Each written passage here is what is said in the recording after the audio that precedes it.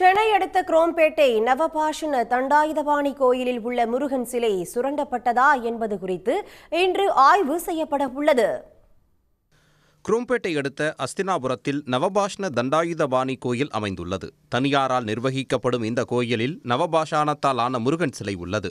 இந்த சிலை சுரண்டப்பட்டதாக இதனை வடிவமைத்த வடபழனி சித்தரின் சீடர் ரமேஷ்குமார் என்பவர் செங்கல்பட்டு மாவட்ட ஆட்சித் தலைவரிடம் புகார் அளித்தார். கோயிலை நிர்வகிக்கும் வெங்கடேசன் தரப்பினர் இதற்கு எதிர்ப்பு தெரிவித்தனர்.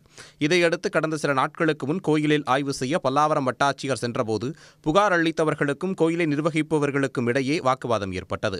இதையடுத்து வட்டாட்சியர் ஆறுமுகம் தலைமையில் அமைதி பேச்சுவார்த்தை நடத்தப்பட்டது. இதில் இருதரப்பினரும் கலந்து கொண்டு பரஸ்பரம் புகார் தெரிவித்தனர். அப்போது முருகன் சிலை சுரண்டப்பட்டதா என்பது குறித்து ஆய்வு செய்ய வேண்டும் என புகார் அளித்தவர்கள் கோரிக்கை வைத்தனர். இருதரப்பினர் ஒப்புதலுடன் நவபாஷான முருகன் சிலையை வடிவமைத்த சுரேஷ்குமார் இன்று ஆய்வு செய்ய உள்ளார். உடனுக்குடன் செய்திகளை தெரிந்து கொள்ள சன் நியூஸ் பெல் ஐகானை கிளிக் பண்ணுங்க.